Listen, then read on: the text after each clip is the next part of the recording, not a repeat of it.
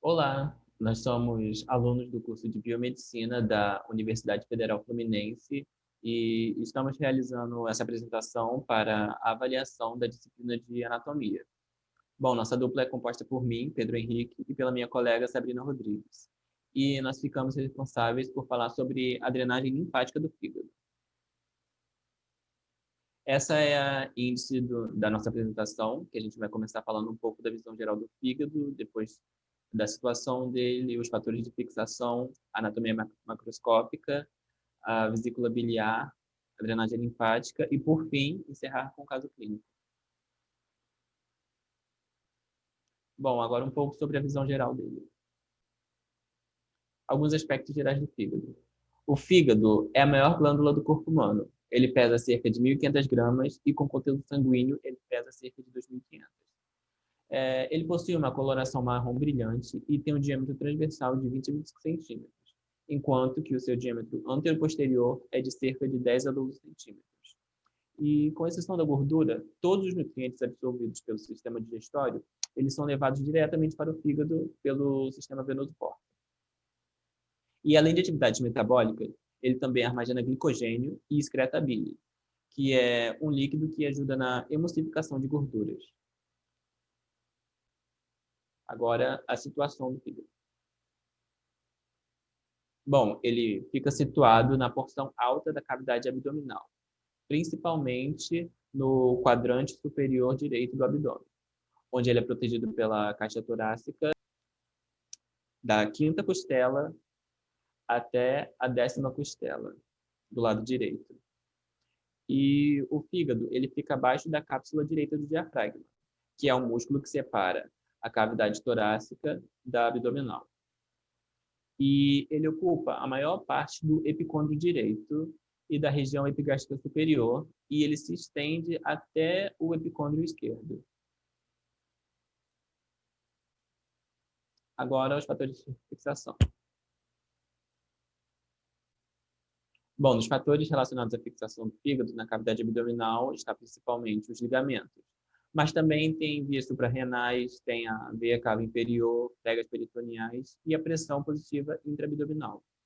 E os ligamentos hepáticos, é bom destacar algum deles, como o ligamento coronário, que ele é encontrado superiormente aqui no fígado, os ligamentos triangulares esquerdo e direito, o ligamento falciforme, que ele faz essa divisão do fígado, o ligamento redondo e o ligamento venoso, que é encontrado nessa visão posterior do fígado.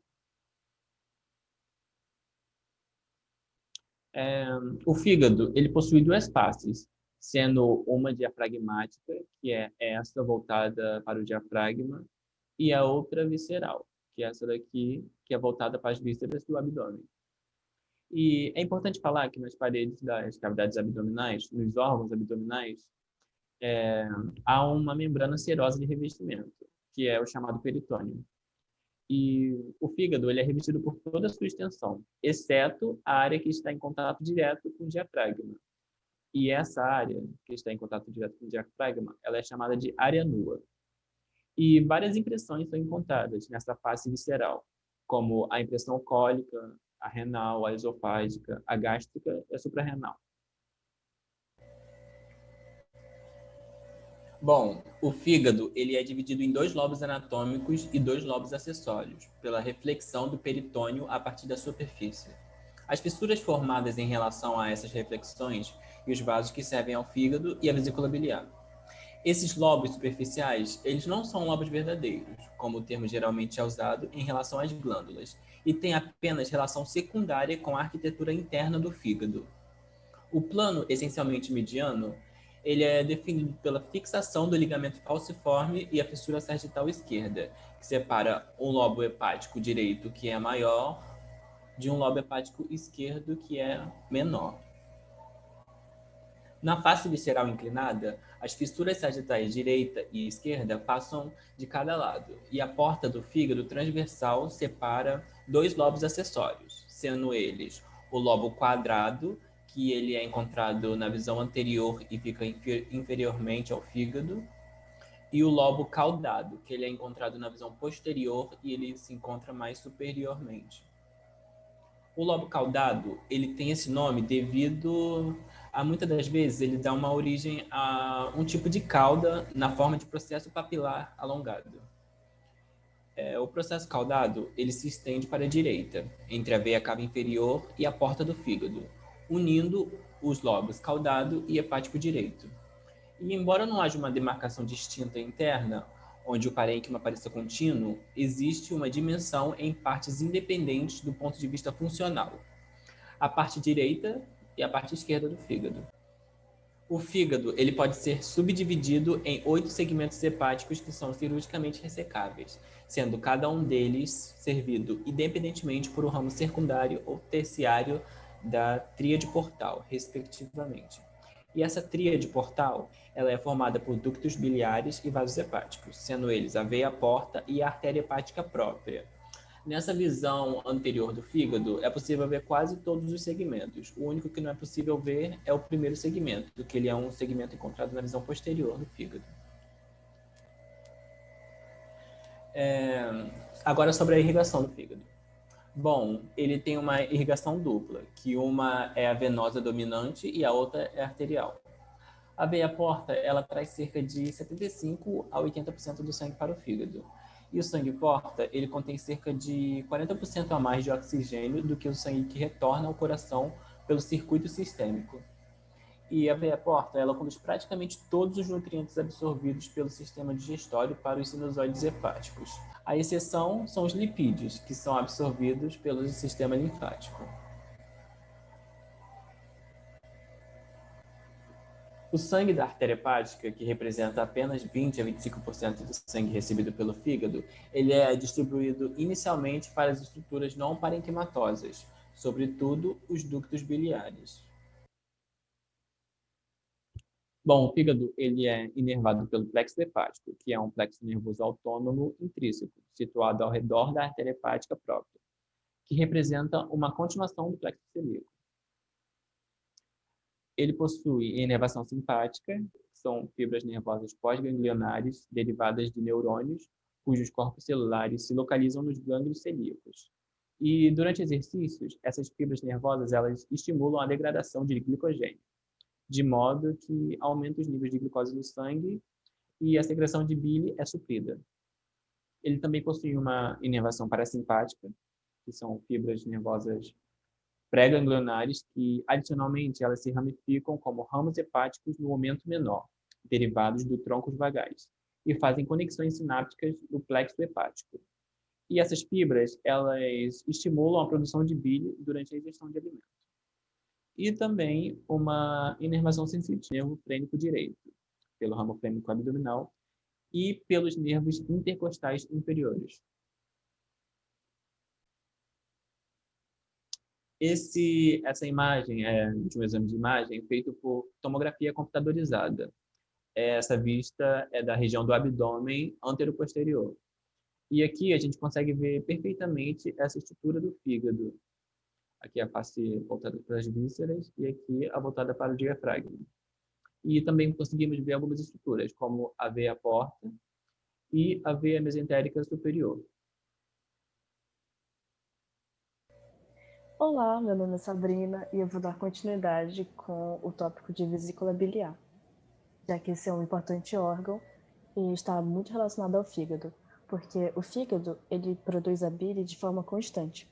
E entre as refeições, esse líquido acaba se acumulando e é armazenado na vesícula biliar. É bom conhecer algumas estruturas, por exemplo, o ligamento hepatoduodenal, que une a vesícula ao justamente duodeno, o ligamento hepatogástrico, que liga o fígado ao estômago, e toda essa área aqui é chamada de aumento menor. E justamente aqui, logo abaixo, há uma cavidade chamada de forame omental. Sobre os aspectos gerais da vesícula. A vesícula é um órgão piriforme, ou seja, em forma de pera, que possui de 7 a 10 centímetros de comprimento e se situa na fossa da vesícula biliar, que fica na face inferior do lobo direito do fígado. A sua cor, no organismo vivo, é um azul acinzentado e tem a capacidade de armazenar até 50 ml de líquido biliar. A bile sai do fígado em direção ao duodeno e é transportada por um sistema de vasos e ductos que formam a árvore biliar. Essa árvore é composta pelos ductos biliares que estão nos segmentos hepáticos, e os quais se reúnem para formar o ducto hepático direito e o ducto hepático esquerdo, que se unem para formar o ducto hepático comum. E logo mais abaixo temos aqui o ducto cístico e o ducto colérico, o qual leva a bile para o duodeno. A vesícula biliar pode ser dividida em 3 partes, que é o fundo, o corpo e o colo. Começando pelo colo, ele é essa estreita extremidade superior da vesícula que contém sulcos que vão para a válvula espiral do ducto cístico. O corpo, que é a superfície superior, está em contato com a fossa da vesícula biliar no fígado, e a superfície inferior, que está em contato com a parte descendente aqui do duodeno, é recoberta por peritônio. O fundo é a extremidade cega expandida desse órgão, e é possível ver o fundo abaixo da margem inferior do fígado, e toca a parede abdominal anterior na extremidade da nona cartilagem costal direita. E ele é contínuo com o corpo biliar, que é contínuo ao colo. Dando seguimento ao foco do nosso estudo, que é a drenagem linfática, o sistema linfático é uma rede de vasos que drena o excesso de líquido tecidual de locais intercelulares. Esse líquido é filtrado e exposto aos linfócitos, e esse líquido retorna ao sistema circulatório. Então, aqui nessa imagem podemos ver aqui os capilares linfáticos levando a linfa para os linfonodos, que seguem com a linfa para a veia, retornando para o sistema circulatório. Então, algumas estruturas também são importantes conhecer, que são os vasos linfáticos, que possuem paredes finas, com muitas válvulas, fazendo com que esse fluxo seja unidirecional. O plexo linfático, que é uma rede de capilares linfáticos que se origina nos espaços extracelulares dos tecidos, onde a linfa é drenada da circulação por difusão. A própria linfa, que é um líquido tecidual semelhante ao plasma sanguíneo que entra nos capilares linfáticos. E os linfonodos, que são pequenas massas de tecido linfático que contêm linfócitos e estão conectados aos vasos linfáticos, filtrando a linfa no trajeto para o sistema venoso. O fígado e a vesícula biliar são 2 órgãos acessórios do sistema digestivo e são responsáveis por muitas funções importantes. A maior parte da linfa do corpo é produzida nos espaços perisinusoidais, ou espaços de Disse, que é um espaço entre os capilares sinusoides e os hepatócitos. 25 a 50% da linfa passa no ducto torácico, que é um vaso linfático que se inicia na cisterna do quilo e recebe a linfa do lado esquerdo da cabeça, do tórax, do pescoço, do membro superior esquerdo, do abdômen e de ambos os membros inferiores. E aproximadamente 80% da linfa drena para os vasos linfáticos portal, que é o nome que se dá aos vasos localizados na porta do fígado, essa parte aqui. Então, basicamente, o que acontece é que a linfa flui em 2 sentidos. A da parte superior do fígado flui para os linfonodos torácicos superiores e a da parte inferior flui para os linfonodos da parte inferior do abdômen. Então, sobre a drenagem linfática do fígado. Os vasos linfáticos da face hepática da vesícula biliar se conectam para os vasos linfáticos profundos. O restante drena para o linfonodo cístico, que é esse que está em verde aqui na imagem. Os linfonodos hepáticos coletam a linfa e levam para o ducto biliar e o ducto colérico. A drenagem linfática do fígado pode ser dividida em superior e profunda. A drenagem linfática profunda ocorre com os vasos linfáticos seguindo a tríade portal, enquanto que os vasos linfáticos superficiais da parte anterior da face diafragmática e visceral do fígado vão em direção à porta do fígado e drenam para os linfonodos hepáticos, que são esses aqui. Os vasos linfáticos eferentes desses linfonodos hepáticos vão drenar a linfa para os linfonodos celíacos, que vão drenar para a cisterna do quilo, que é um saco na extremidade inferior do ducto torácico. Os vasos linfáticos superficiais das partes posteriores da face diafragmática e visceral do fígado drenam para a área nua, que é aquela área que está em contato direto com o diafragma e está descoberta de peritônio. Nessa área nua, eles drenam para os linfonodos frênicos, que é esse aqui que está subindo, ou se unem aos vasos linfáticos profundos e seguem através do diafragma para drenar os linfonodos mediastinais posteriores. Os vasos linfáticos eferentes desses linfonodos mediastinais posteriores, que estão em verde aqui nessa imagem, se unem ao ducto linfático direito e ao ducto torácico.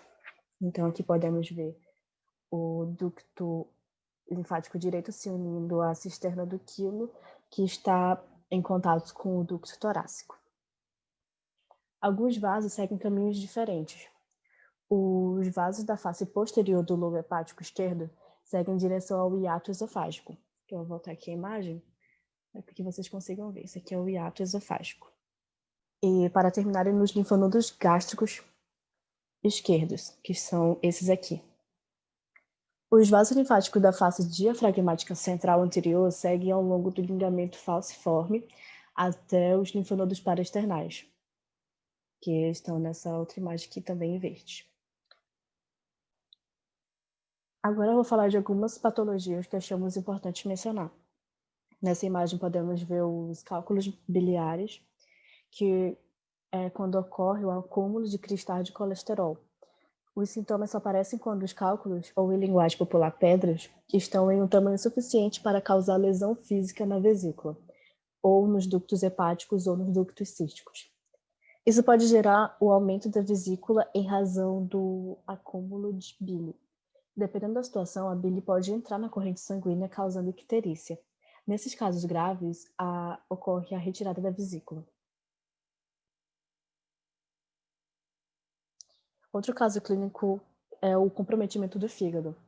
A esteatose hepática, que se caracteriza pelo fígado gorduroso e está associada à obesidade e ao consumo de álcool, se inicia como micronodular, ou seja, pequenos nódulos de gordura, e evolui para macronodular, que é um caso mais sério da esteatose hepática com grandes nódulos de gordura.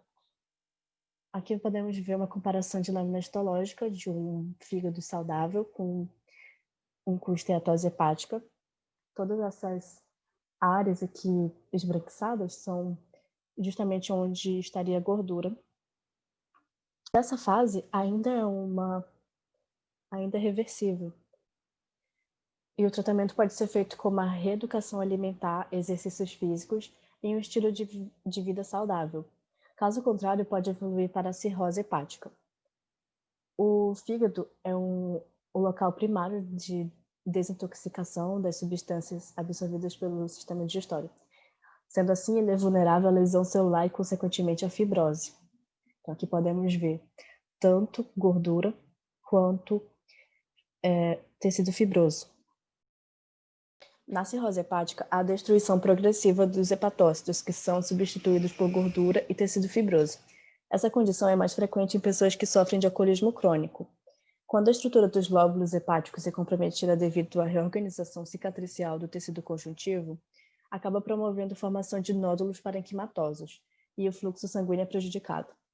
Nessa fase, ela é irreversível. Aí o tratamento clínico, para ajudar na longevidade, não regredindo o estágio em que o fígado se encontra, necessita de um transplante hepático parcial ou total. Todo esse processo se dá por um processo inflamatório constante, já que o fígado é um órgão que apresenta regeneração e, nesses casos, pode evoluir para câncer. O tratamento do câncer ele é feito também através de transplante, quimioterapia e radioterapia. Porém, quando o câncer atinge o estágio 3, essas metástases, que são células cancerosas fora da região do câncer primário, podem ir para o pulmão pelas vias linfáticas, que vão para os linfonodos supradiafragmáticos. Então, essa foi a nossa apresentação. Essas aqui são as nossas referências. Esses somos nós. E caso tenha ficado alguma dúvida, aqui estão nossos e-mails. Aproveitem e se inscrevam nesse canal para mais apresentações como essa. E muito obrigada por ouvirem até aqui.